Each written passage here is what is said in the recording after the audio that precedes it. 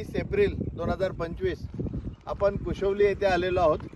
कुशवलीला जे धरण होणार आहे, जे 1984 साली ज्याला मंजुरी मिळाली, मान्यता मिळाली धरण व्हायला, आणि टप्प्याटप्प्यामध्ये मग ह्या जागा ताब्यात घेण्याबाबत त्या काही प्रक्रिया होत्या त्या झाल्या आहेत।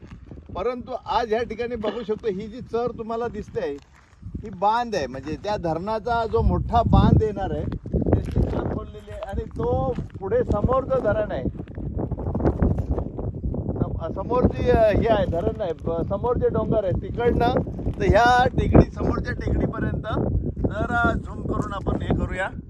हा, आणि इकडे पण थोडं झूम करा, ह्या बाजूला हे जे डोंगर आहे अशी हे बांध येणार आहे।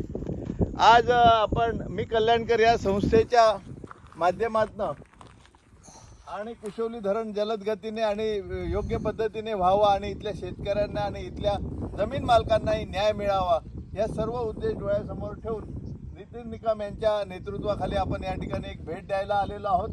मी कल्याणकर संस्थेच्या वतीने एक पुढची जबाबदारी म्हणा किंवा एक पुढचं एक धोरण म्हणा की एक हाती घेण्याचं की कुशवली धरण झालं पाहिजे। आणि एक कुशवली धरण जर झालं तर कल्याण डोंबिवली महानगरपालिकेची तहान भागणार आहे आणि येणाऱ्या काळामध्ये या धरणाची खूप खूप खूप अत्यावश्यकता आहे आणि स्वतःचं धरण व्हावं ही कल्याण डोंबिवली महानगरपालिकेचंही स्वप्न आहे।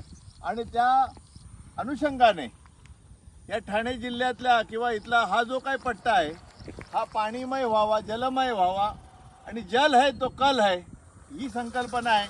परंतु हे सगळं होत असताना इथे धरण होणं जितकं आवश्यक आहे तितकंच आवश्यक इथल्या शेतकऱ्यांना, जमीन मालकांना न्याय मिळावा, मोबदला मिळावा, आणि ज्याला म्हणतो की त्यांना एक त्या न्याय हक्काचा मोबदला मिळावा, आणि जे काही घोळ झालेले असतील जमिनीच्या संदर्भात, मोबदल्या संदर्भात, ते कुठेतरी बसून एका प्लॅटफॉर्मवर सोडवले गेले पाहिजे।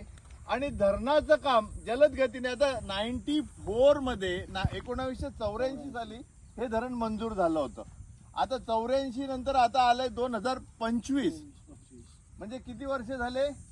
40 वर्ष झाले। 40 वर्षामध्ये या ठिकाणी फक्त एवढंच काम झालेलं आहे, म्हणजे 6.5 कोटी बिल काढून झाले, 6.5 कोटी रुपयाचं बिल झालेलं आहे फक्त मोजणीचं पॅकेट होतं। पण ह्या सगळ्या गोष्टी लक्षात घेता हे धरण जर खरंच करायची मानसिकता या शासनाची असेल तर त्या ठिकाणी हा बॅकलॉग तर भरून काढायचा आहे। जितके दिवस धरण उशिरा होईल तितके दिवस ही रक्कम फुगवली जाईल आणि हे धरण होण्याचं स्वप्न भंग होईल, अशी परिस्थिती निर्माण होऊ नये यासाठी खासदार महोदय म्हणजे आमचे श्रीकांत शिंदे साहेब, डॉक्टर श्रीकांत शिंदे साहेब यांनी पुढाकार घ्यावा।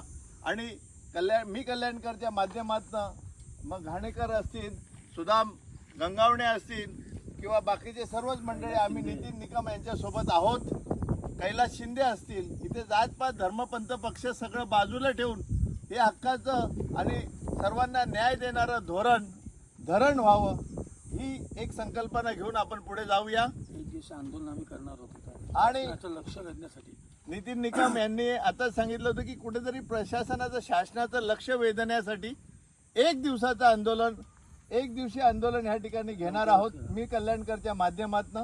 आणि लवकरच त्याबाबत इथल्या गावकऱ्यांशी, भूमिपुत्रांशी आणि जमीन मालकांशी, स्थानिकांशी चर्चा करून या आंदोलनाचं धोरण ठरवलं जाईल। धन्यवाद। जय हिंद, जय महाराष्ट्र।